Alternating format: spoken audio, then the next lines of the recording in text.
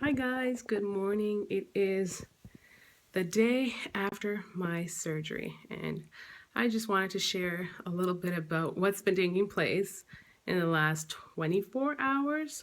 I had my surgery yesterday at 10 a.m. and it is the next day. It is currently, I don't even know what time it is.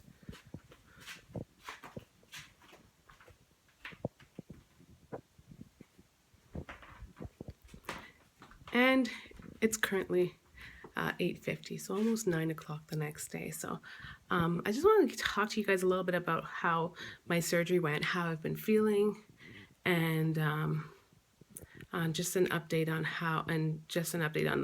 how it actually went. So stay tuned if you want to see and hear more. So beginning with my surgery, I think I explained a little bit about the prep in another video that I filmed right after coming out of surgery. But this one, in terms of the surgery, after the surgery, I didn't get any information for my own self because I was so out of it. I was under medication and whatnot. So all the information was passed on to hubby. He said that my surgeon said that surgery went well. However, he was only able to unblock my left fallopian tube as opposed to both. And I'm not sure the reason for that, but I will be having a consult with him, and then I'll learn further about what's happened. But as far from what I've seen, like, it's not an issue. He himself said it shouldn't be a big issue at all. So, and I've been doing my research on my own as well. So that's a little bit disappointing, but it hasn't gotten me down in any way because I don't know, I have a lot of faith, and it is what it is. So I'm just excited from here on out. Secondly, so after having my surgery, I left the hospital and came home. So the recovery process at home has been actually quite good. I haven't been in a lot of pain. They prescribed me Percocets, and I've only taken one. It says you can take two every 4 to 6 hours, and I've only been taking one and alternating it. Actually, maybe take one for about 2 to 3 hours, see how long I can go on without taking another, and then I will take another one at some point. In fact, last night, the last one I took was at midnight, and I didn't take one until like an hour ago. So that, I guess I don't think I'm in a lot of pain. Actually, most of the discomfort that I've been feeling has been coming from like the gas that you have built up in your tummy because it's a surgical operation, and so within the tummy area, and they also, I think, put gas, some kind of gas. They blow up your tummy to be able to see and work in there. So the discomfort comes from all of that's in there. So it's not too bad. I'm up and I'm down and I'm walking around downstairs, and that's huge for me. So I think overall my recovery is going well. After coming home yesterday, though, I decided to take my Percocet right in the vehicle before I came inside, and that was a bad idea because I just felt like I felt so loopy and out of this world, and I just literally like stumbled my way inside. Aaron was helping me, of course, but that's how I felt. I stumbled my way inside, basically just did my best to just book it up the stairs and go right into bed. I just felt so out of it. But aside from that, everything's been good so far. One thing I've been doing is just ensuring that I'm getting rest. I'm laying down in bed, but on the flip side, it's important to be able to get up and walk. So even though I wasn't like as agile as I am today, I did get up and move around to promote circulation, and so you're not going to get blood clots just laying there and sitting and being totally inactive. So I do get up. I'm at the point up until last night, till midnight. Aaron was assisting me to go to the washroom, but I was able to get up on my own to take myself to the washroom pretty much like I think twice throughout the night, and then he assisted me this morning, and I just assisted myself down the stairs because he's actually outside putting out recycling and stuff. So I think overall I'm doing pretty well. I'm mobile, I'm walking around, and I'm still on a liquid diet. They do encourage you to have liquids as opposed to solids because I think with all that's going in there, like a little TMI, but you don't want to be pushing. I think the whole point of liquid is that it comes out easier at the other end. And so that's what they're encouraging. So yesterday I just stuck to booster juice. I had 2 large smoothies throughout the day and it kept me. I felt pretty good. And that's what I'm about to do. I'm about to have, I have a blend tech, so I'm going to make myself some juice at home. I've got a ton of smoothie mix in the freezer and I'm just going to get started with that for breakfast.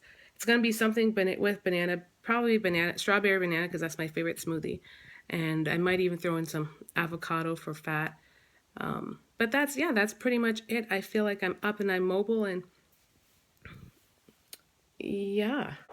Oh, so I also forgot to mention that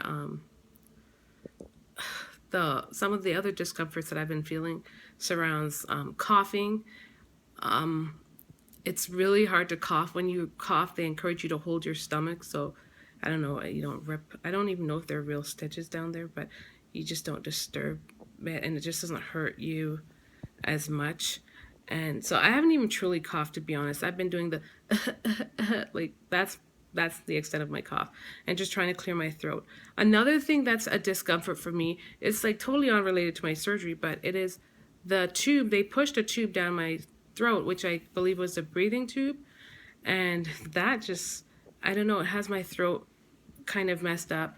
You can hear it in my voice. My throat feels slightly irritated, and yeah, it's just uncomfortable. So, but I do feel that these things are actually getting better as time goes by.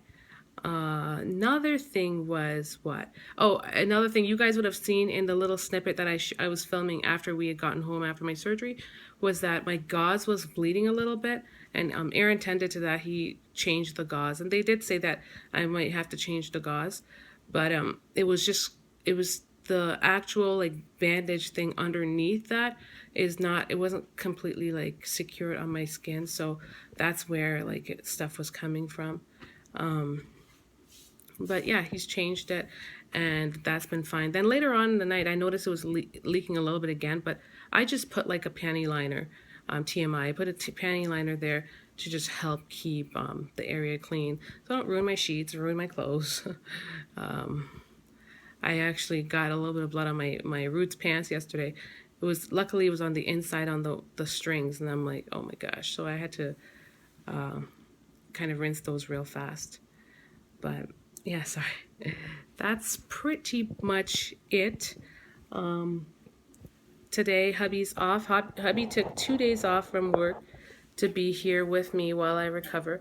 And I think those 2 days might be sufficient. I mean, on the other days as well, I'm just going to be taking it easy.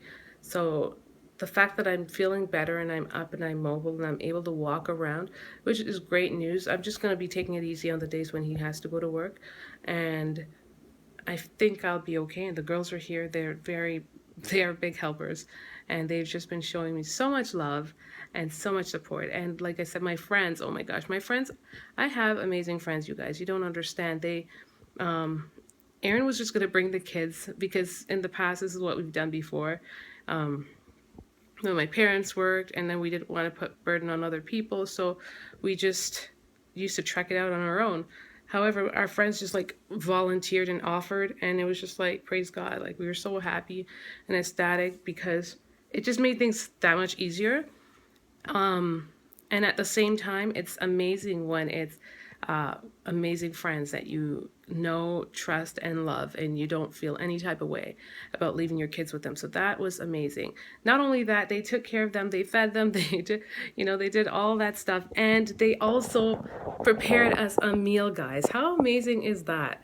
They prepared us a meal. They had our kids the entire day for like 14 hours, and on top of it all, they still sent a meal. It was just, oh, I was just so overjoyed. Like, you don't understand. That's the kind of stuff that I feel like I've always wanted in friendships, like to be able to be loving and kind towards each other, and just to be there for one another. And it's just an amazing thing when you have really good friends. So yeah, that's pretty much it, guys. Yeah, I feel like I've talked enough. So clearly I'm not doing bad. I could probably take this off because it's not bleeding anymore. And in case you're wondering, I have a tape over this. I can take that off now too. That's the tape, my cartilage piercing, because I went the day of surgery thinking I had taken out all my jewelry. Totally forgot about the cartilage piercing because it's just out of the way. You don't realize that you have it there sometimes. And in the midst of my pre-op consultation, they were like, "Oh, are all of your jewelry off?" And I'm like, "Yeah." And then I was double checking again. Then my hands just kind of went there, and I'm like, "Oops." And Aaron and I tried to get it off, and that thing just did not want to come off. It was stuck, like stuck. So they just taped it up. I never really knew the reason behind why you have to take everything off, but I was asking Aaron, and he said it was just less things to count at the end. You know, just to ensure that nothing gets, I don't know, stitched up inside of you or things like that. So it's like if there's a missing earring or missing jewelry and stuff like that, which sounds kind of scary. Thank goodness that's on my earlobe and it was out of sight, out of mind, and taped away. So I'm just like, it had no reason, trickling its way all the way down to, you know, down there. So I was okay with that. I needed to just take it off. And I also have to really look up how to remove it because Aaron and I were trying to look it up. They said that you have to do like a salt soak and whatnot, but that's another story for another day. I just pray that it comes out because I've not switched it since I've gotten it done like an entire year ago. So that is what's up. I'm gonna go make myself some breakfast.